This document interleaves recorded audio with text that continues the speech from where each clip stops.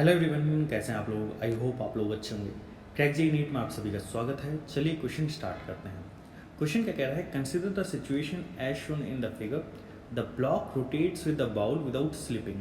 If mu is the friction coefficient between the block and the bowl, find the minimum and maximum value of omega. तो अब यहाँ पे question को समझना है। देखिए, अगर आप थोड़ा सा ध्यान से देखें, मैं इसको इस डायग्राम को थोड़ा सा कट करके और यहाँ पेस्ट कर देता हूँ। अब देखिए, यहाँ पे सबसे पहले सीन देखते हैं। यहाँ पे देखिए, अगर आप थोड़ा सा ध्यान से देखें तो इस पे एक mg फोर्स नीचे की ओर लगता है। mg फोर्स नीचे की ओर लगता है।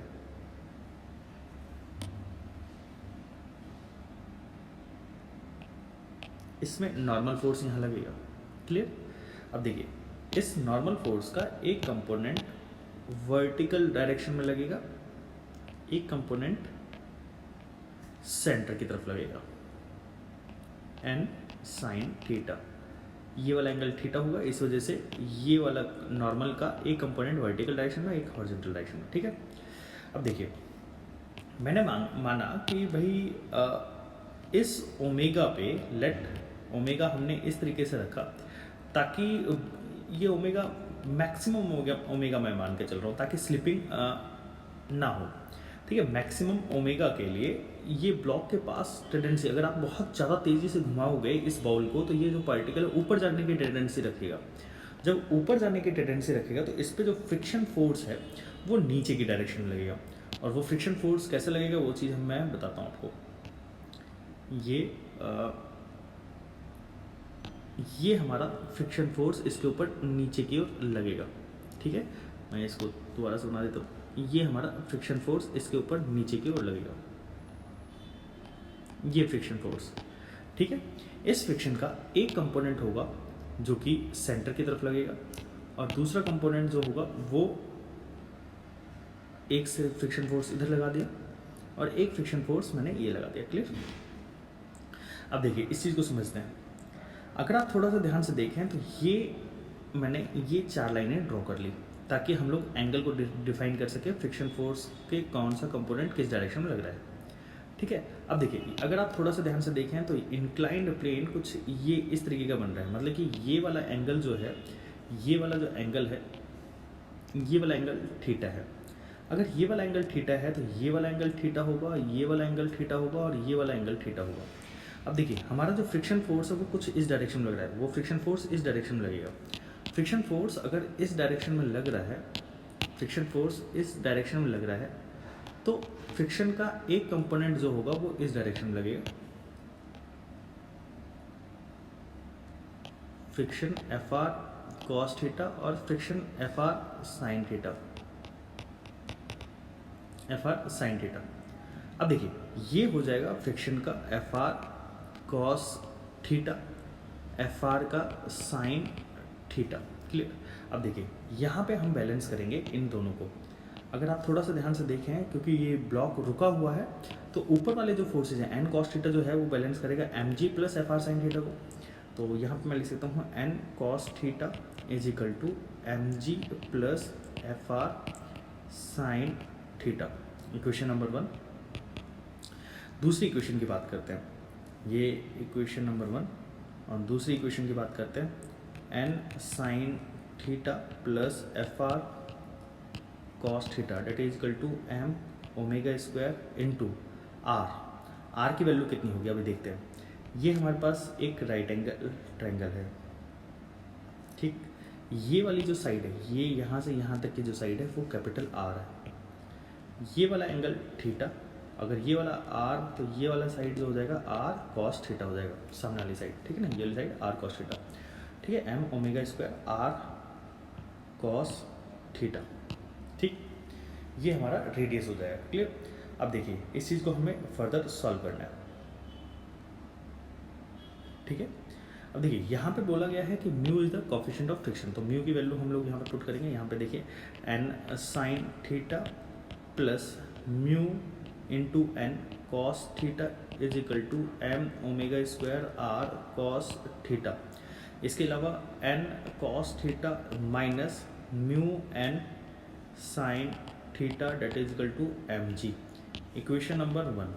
This is the equation number 1. This is the equation number 2. ठीक है ना. From equation 1 and 2, from equation 1 divided by 2, है ना. तो अगर आप थोड़ा सा ध्यान से देखें, नहीं 2 डिवाइडेड बाय 1 करते हैं ताकि ओमेगा ऊपर मिले. ठीक है. तो यहाँ पे अगर आप थोड़ा सा ध्यान से देखें तो ये इक्वेशन नंबर 2 डिवाइडेड बाय 1. तो इक्वेशन नंबर 2 डिवाइडेड बाय 1 करते हैं तो n sine theta plus mu n cos theta equal to m omega square r cos theta divided by n cos theta minus mu n sine theta divided by M G. एम से एम cut गया. यहाँ से हम क्या करते हैं, n cos थीटा ऊपर और नीचे से दोनों जगह से कॉमन ले लेते हैं. जब मैं n cos थीटा कॉमन ले लेता हूँ तो यहाँ पे बचेगा sine theta divided by cos theta plus mu, और इसके अलावा नीचे क्या बचेगा 1 minus mu sine theta divided by cos theta. ठीक है. ये हो जाएगा omega square R cos theta divided by G. N cos theta cut गया. That is equal to tan theta plus mu 1 minus mu tan theta. That is equal to omega square R cos theta by G. अब देखिए omega की value की बात करते हैं तो omega square that is equal to G by R cos theta under root में tan theta plus mu divided by 1 minus mu tan theta. रुकिए एक मिनट, अनरूट नहीं आएगा यहाँ पे, अनरूट तो हम बाद में लेके आएंगे. ये हो जाएगा इस तरीके से. अब हम बात करें ओमेगा की वैल्यू की बात करते हैं तो ओमेगा की वैल्यू हो जाएगी जी बाय आर कॉस थीटा और ये ब्रैकेट में tan theta plus mu divided by 1 minus mu tan theta. ये हमारा ओमेगा हो जाएगा. और ये ओमेगा जो होगा ये मैक्सिमम, ये ओमेगा की वैल्यू कैसी होगी, मैक्सिमम ओमेगा की वैल्यू होगी, क्योंकि इस पॉइंट पे टेंडेंसी किस डायरेक्शन में है, अपवर्ड डायरेक्शन में स्लिपिंग होने की टेंडेंसी है. तो फ्रिक्शन इसको नीचे की डायरेक्शन में लग के रोक रहा है. बट अगर यही चीज़ इसी केस में अगर हम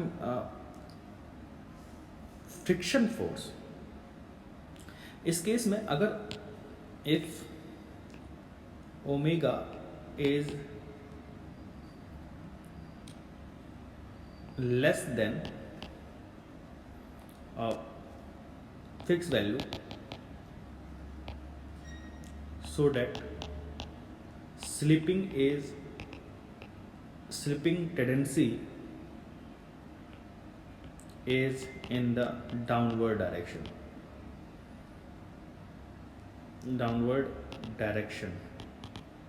अब ये डाउनवर्ड डायरेक्शन होगा, स्लिपिंग टेंडेंसी डाउनवर्ड डायरेक्शन में है तो ओमेगा की वैल्यू कैसे हो जाएगी, मिनिमम. ओमेगा की वैल्यू कैसे हो जाएगी, मिनिमम.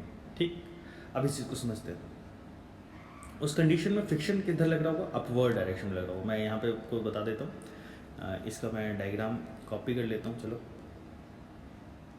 इस तरीके से बनेगा. ये हमारा हेमिस्फेरिकल बॉडी बनाता हूँ.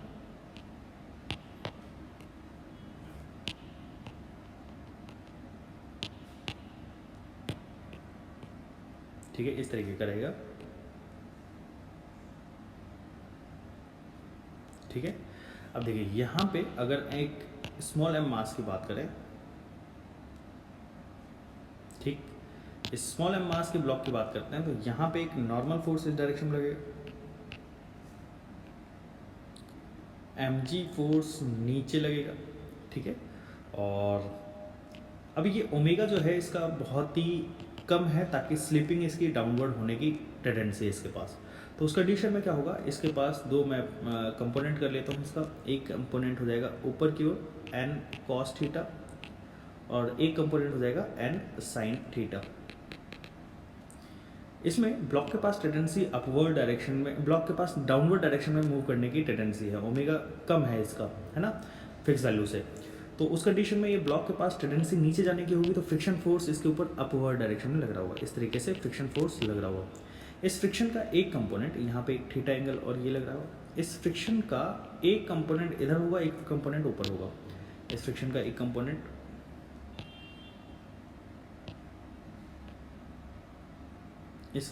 Component F R sine theta ऊपर की ओर हो जाएगा और एफ आर कॉस थीटा इस साइड हो जाएगा। अब अगर आप थोड़ा सा ध्यान से देखें तो F R sine theta plus N cos theta जो है वो बैलेंस करेगा एम जी को। F R cos theta plus N cos theta is equal to M G, और दूसरा हो जाएगा N sine theta minus F R. इसको मैं थोड़ा सा आगे पीछे कर देता हूँ, इसको ये एन कॉस थीटा आगे ले आता हूँ और ये फ्रिक्शन वाला पार्ट मैं पीछे ले आता हूँ।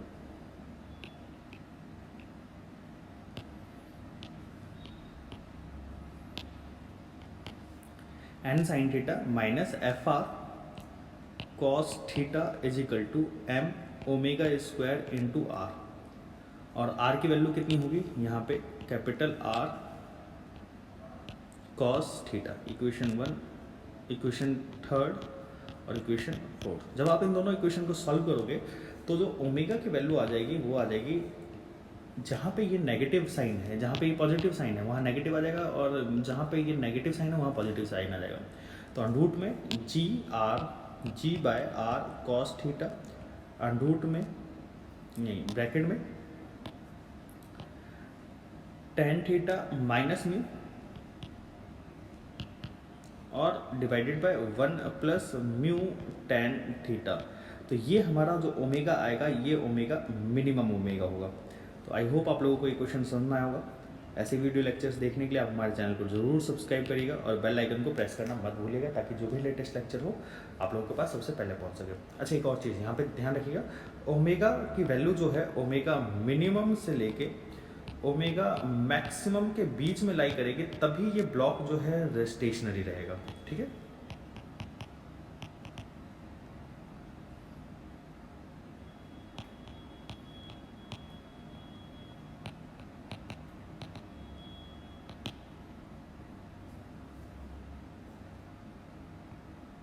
Relative to hemispherical bowl.